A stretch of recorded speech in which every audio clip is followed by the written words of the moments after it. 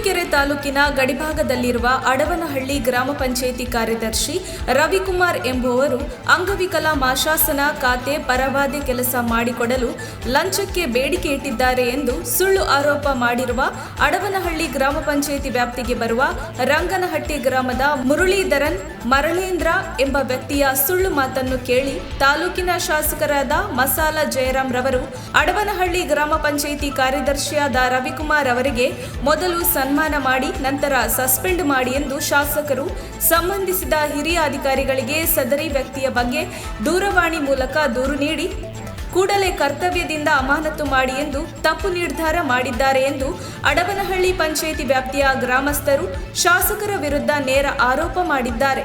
ಪಟ್ಟಣದ ತಾಲೂಕು ಪಂಚಾಯಿತಿಯ ಒಳಾಂಗಣದಲ್ಲಿ ಅಡವನಹಳ್ಳಿ ಗ್ರಾಮ ಪಂಚಾಯಿತಿಯ ಸದಸ್ಯರು ಮತ್ತು ಊರಿನ ಗ್ರಾಮಸ್ಥರು ಮುಖಂಡರು ಶಾಸಕರ ವಿರುದ್ಧ ಮತ್ತು ಸುಳ್ಳು ಹೇಳಿದ ಮುರಳೀಧರನ್ ಎಂಬುವರ ವಿರುದ್ಧ ಧರಣಿ ಕುಳಿತರು.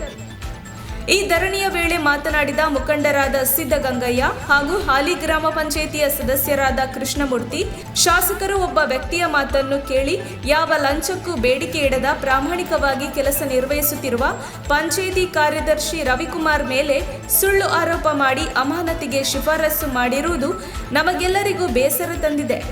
ದಯಮಾಡಿ ಶಾಸಕರು ಸರಿಯಾದ ಸತ್ಯಾಂಶ ತಿಳಿದು ನಂತರ ಕ್ರಮ ಕೈಗೊಳ್ಳಬೇಕು. ಈ ರೀತಿ ನೇರವಾಗಿ ಒಬ್ಬ ನಿಷ್ಠಾವಂತ ಸರ್ಕಾರಿ ಅಧಿಕಾರಿಯ ಬಗ್ಗೆ ದಿನಕ್ಕೊಂದು ಪಕ್ಷ ಬದಲಾವಣೆ ಮಾಡುವ ಹೆಚ್ಚು ಸುಳ್ಳು ಹೇಳುವ ವ್ಯಕ್ತಿಯಾದ ಮುರಳೀಧರನ್ ಎಂಬ ಒಬ್ಬ ವ್ಯಕ್ತಿಯ ಮಾತಿಗೆ ಶಾಸಕರು ಮಣೆ ಹಾಕಿದ್ದಾರೆ. ಹಾಗಾದರೆ ಅಡವನಹಳ್ಳಿ ಗ್ರಾಮ ಪಂಚಾಯಿತಿಗೆ ಬರುವ ಎಲ್ಲ ಗ್ರಾಮದ ಗ್ರಾಮಸ್ಥರು ಮತ್ತು ಹಾಲಿ ಸದಸ್ಯರು ನಾವು ಕೂಡ ಒಬ್ಬ ವ್ಯಕ್ತಿಯ ಬಗ್ಗೆ ಹೇಳುತ್ತೇವೆ.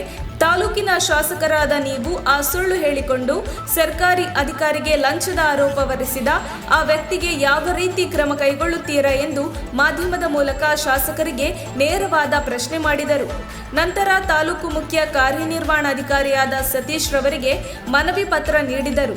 ಈ ಸಂದರ್ಭದಲ್ಲಿ ಅಡವನಹಳ್ಳಿ ಗ್ರಾಮ ಪಂಚಾಯಿತಿಯ ಹಾಲಿ ಸದಸ್ಯರಾದ ಕೃಷ್ಣಮೂರ್ತಿ, ರಾಮಚಂದ್ರಯ್ಯ, ಮುಖಂಡರಾದ ಮಂಜುನಾಥ್, ಮಾರಸಂದ್ರ ದೊಡ್ಡಯ್ಯ, ಮಾರಸಂದ್ರ ಬೇಬಸ್, ತಿಮ್ಮರಾಜು, ಶ್ರೀನಿವಾಸ್, ಕೃಷ್ಣಮೂರ್ತಿ, ಉಮೇಶ್ ಮತ್ತಿತರರು ಈ ಸಂದರ್ಭದಲ್ಲಿ ಉಪಸ್ಥಿತರಿದ್ದರು. ವರದಿ ಸುರೇಶ್ ಬಾಬು, ತುರುವೇಕೆರೆ.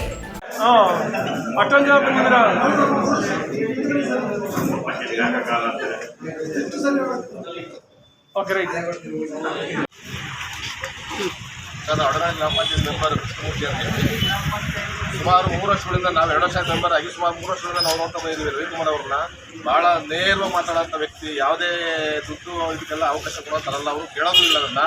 ಆದರೆ ಒಬ್ಬ ಒಂದು ಪಾರ್ಟಿಯ ಸೇರ್ಕಂತಾಗಿದೆ, ಒಂದು ಪಕ್ಷ ಸೇರ್ಕಂತಾಗಿದೆ ಅಂತೇಳಿ ಒಂದು ಶಾಸಕರು ಎಲ್ಲ ಶಾಸಕರೇ, ನಮಗೂ ಶಾಸಕರೇ ಅವ್ರು ಇಲ್ಲ ಅಂತ ಹೇಳ್ತಿಲ್ಲ.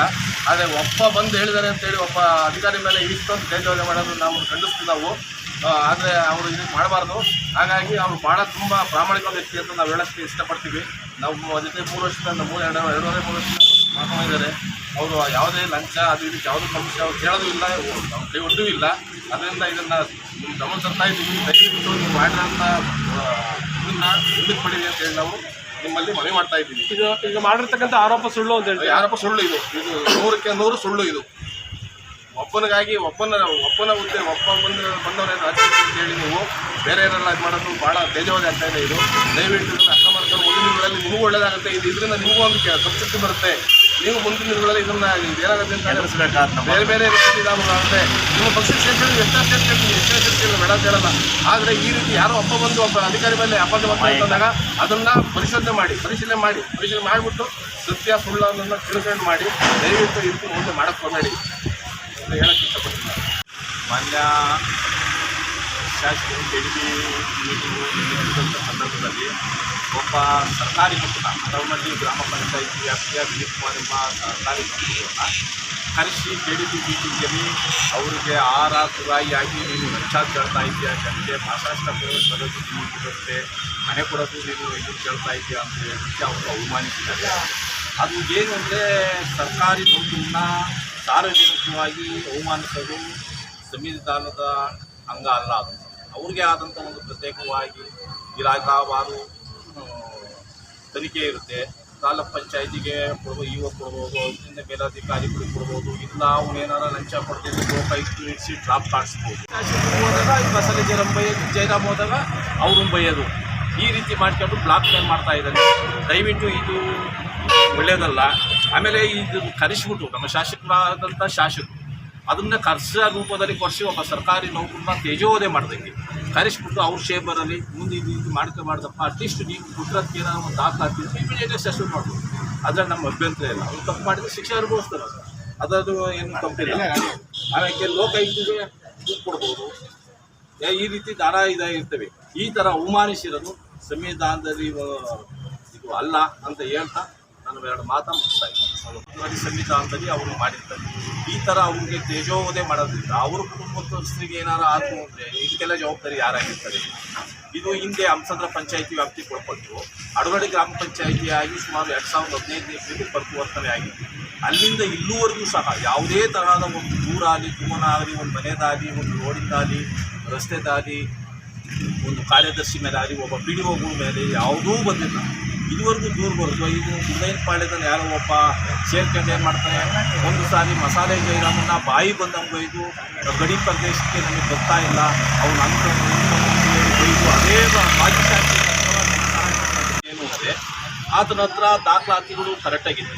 ದಾಖಲಾತಿ ಕರೆಕ್ಟಾಗಿದ್ದಾಗ ಅವನು ಮಾಡದೇ ಇದ್ದು ಲಕ್ಷಕ್ಕೆ ಬೇಡಿಕೆ ಇಟ್ಟಿದ್ದಾಗ ಲೋಕಾಯುಕ್ತ ಪ್ರತಿ ಇನ್ನೊಂದು ದಿವಸ ಐವಿಕ್ಕತ್ತಾರೆ. ಅವ್ರಿಗೆ ದೂರು ಸಲ್ಲಿಸ್ಬೋದು. ಇಲ್ಲ ದಾಖಲಾತಿ ಕರೆಕ್ಟಾಗಿದ್ದರೆ ತಾಲೂಕು ಪಂಚಾಯತಿ ಇ ಒ ಮಾಡ್ಬೋದು, ಇಲ್ಲ ಸಿ ಇ ಒ ಮಾಡ್ಬೋದು. ಈ ನಾನಾ ರೀತಿ ಕಾನೂನು ಕ್ರಮ ಇರ್ತವೆ. ಇದುವರೆಗೂ ಸಹ ಯಾವುದೇ ಸಾರ್ವಜನಿಕ ದೂರು ಅವ್ರ ಮೇಲೆ ಬಂದಿಲ್ಲ.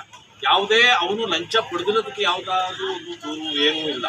ಸುಮ್ಮನೆ ಅಪಾದನೆ, ಅವನು ದುಡ್ಡು ಕೇಳ್ದ, ನನಗೆ ಈ ಖಾತೆ ಮಾಡಿಕೊಟ್ಟಿಲ್ಲ, ಈ ಖಾತೆ ಮಾಡಿಕೊಂಡು ಸರ್ಕಾರ ಅದರದೇ ಆದಂಥ ಒಂದು ಮಾನದಂಡ ಬೀಳ್ತಾರೆ. ದಾಖಲಾತಿ ಕರೆಕ್ಟಾಗಿದ್ದರೆ ಈ ಖಾತೆ ಮಾಡಿ ಅಂತ ಈ ಮೇಲಧಿಕಾರಿಗಳು ಸರ್ಕಾರ ಪ್ರಜಾನಾಕಕ್ಕೆ ಅದು ಹಕ್ಕು, ಅವ್ರಿಗೆ ರೈಟ್ಸ್ ಇರುತ್ತೆ. ದಾಖಲಾತಿ ಇರ್ತಲೇ ಸುಮ್ಮನೆ ನಮ್ಮ ಮಾಡಿ ಅಂತ ಹೋಗೋದು. ನೀನು ಮಾಡ್ಕೊಂಡಿಲ್ವಾ ದುಡ್ಡು ಕೇಳಿದೆ ಅಂತ ಹೇಳ್ತೀನಿ ಇವಾಗ ಅಂತ ಬ್ಲಾಕ್ ಫೈಲ್ ಮಾಡೋದ್ರಿಂದ ತಾಲೂಕಿನಲ್ಲಿ ಕಾರ್ಯದರ್ಶಿಗಳಾಗಲಿ ಪಿ ಡಿ ಒಗಳಾಗಲಿ ಸರ್ಕಾರಿ ನೌಕರರು ಕೆಲಸ ಮಾಡೋಕ್ಕೆ ಎದಕ್ಕಂತ ಅವರೇ ಎಷ್ಟೊತ್ತಿಗೆ ತಾಲೂಕಿಂದ ಹೋಗ್ತೀನಿ ಎಷ್ಟೊತ್ತಿಗೆ ಹೋಗ್ತೀನಿ ಅನ್ನೋ ರೀತಿ ಆಗೋಗಿದೆ. ದಯವಿಟ್ಟು ಈ ಥರ ಬ್ಲಾಕ್ ಫೈಲ್ ಮಾಡೋದನ್ನ ಶಾಸಕರು ಖಂಡಿಸ್ಬೇಕು. ಏಕಾಏಕಿ ಒಬ್ಬ ನೌಕರನ್ನು ಕರೆದುಬಿಟ್ಟು ಯಾರೂ ಹೇಳ್ದ ಅಂತೇಳಿ ಮಾಡಬಾರ್ದು ಅಂತ ಹೇಳಿ ಹೇಳ್ತಾರೆ.